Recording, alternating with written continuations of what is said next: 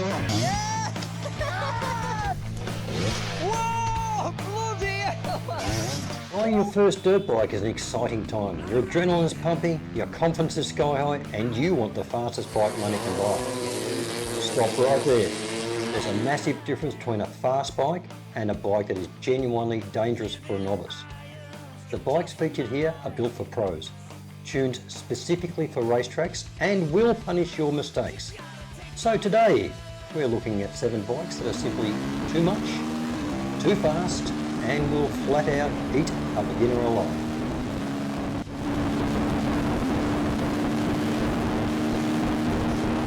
The Desmo Dilemma. Number 1. The Ducati Desmo 450 MX. Ducati just entered the dirt world, and they didn't come to play nice. This thing uses desmodromic valves, tech straight from their MotoGP bikes. It's pumping out a staggering 63.5 horsepower. Most beginners think, it's a 450, how different can it be? For a beginner, that's not a bike. It's a rocket ship that will accelerate faster than your brain can process. One wrong flick of the wrist, and you're looking at the sky. You were warned.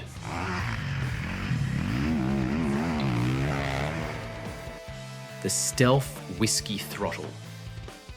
Next, the Stark Varg. This electric beast puts out an insane 80 horsepower with instant torque. The danger here is the silence.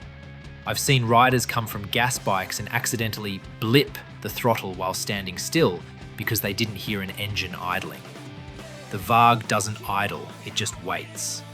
One twitch and this silent assassin is 30 feet ahead of you, with or without you on it.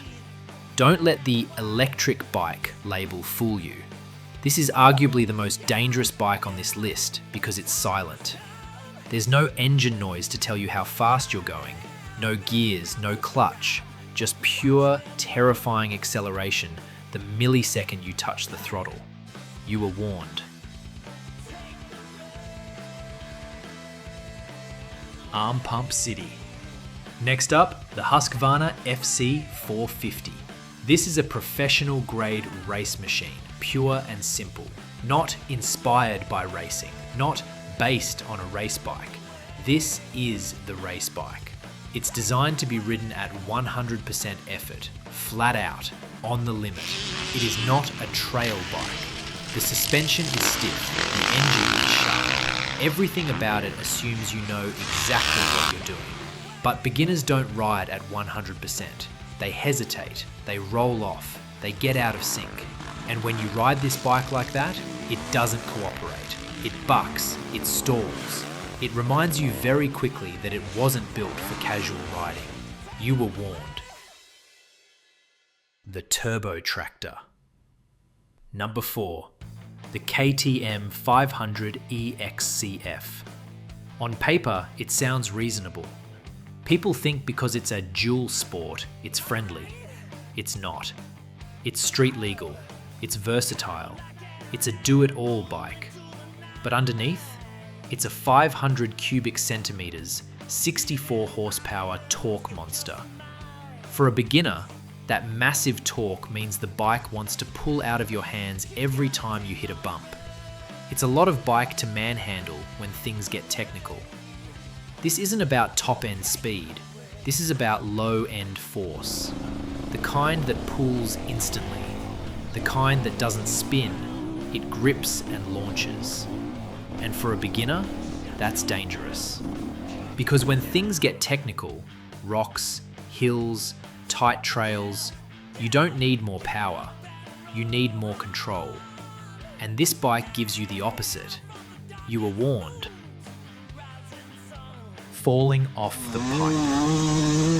Number 5. The Yamaha YZ250 two-stroke.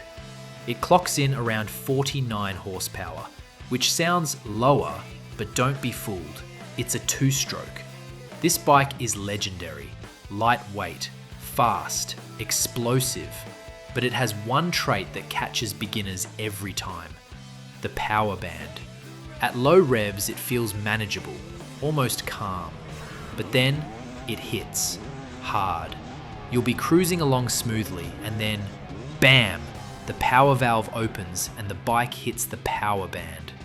If you aren't leaning forward with your weight over the bars, that sudden surge will pull your arms straight and lock your hand onto the throttle. It's a classic recipe for a whiskey throttle accident that usually ends in a trip to the local mechanic or the ER. For experienced riders, this bike is exciting. For beginners, that moment, that sudden transition, is where control disappears. You were warned. The 1980s Widowmaker. Number 6, the Honda CR500. You'll mostly find these on the used market, and my advice for a beginner, keep scrolling. This is a 500 cubic centimeters two-stroke from an era when rider aids didn't exist. It's got 65 horsepower of raw, vibrating, unmanaged fury. It's physically exhausting to ride. It's incredibly difficult to kickstart, and the power delivery is like a light switch. There's a reason it earned the nickname the Widowmaker. It has enough power to dig a hole to the centre of the earth, and it doesn't care if you're still attached to the handlebars. This is not just a motorcycle, it's a piece of motocross history, from a time when power came first and everything else came second. 500 cubic centimetres two-stroke engine, massive torque, minimal refinement, no electronics, no safety nets, no forgiveness. This bike doesn't ease you into anything. It demands respect immediately, and if you don't have it, it will take control of the situation for you. You were warned. The wolf in sheep's clothing. And finally, the KTM 300 EXC. This is where things get really misleading, because at first glance, this doesn't look like a dangerous bike. It feels lighter than a 450. It feels more agile, more manageable. But that's exactly the trap. This is a 300cc two-stroke built for extreme enduro, which means one thing: it reacts fast. The power delivery isn't smooth and predictable like a four-stroke. It surges. Low-end torque that pulls harder than you expect, and a mid-range that comes alive the moment your throttle control slips, and a top-end rush that is borderline insane. And when you combine that with tight trails, rocks, hills, and obstacles, you don't get time to think. You're constantly correcting, constantly adjusting, constantly trying to stay ahead of the bike. For experienced riders, that's what makes it incredible. But for beginners, it turns every small mistake into a big problem. You were warned. At the end of the day, these bikes aren't bad, not even close. They're some of the most capable, exciting machines you can ride. But for a beginner, they're less learning tool and more trial by fire. Start on something manageable, build your skills, figure out throttle control before the bike figures it out for you. Because once you do, that's when these machines go from intimidating to absolutely addictive. Which one of these bikes would you still jump on, even knowing what could happen? Or, if you actually own one of these already, comment and share your experience, good or bad. See you next time, Mike from Moto Turo.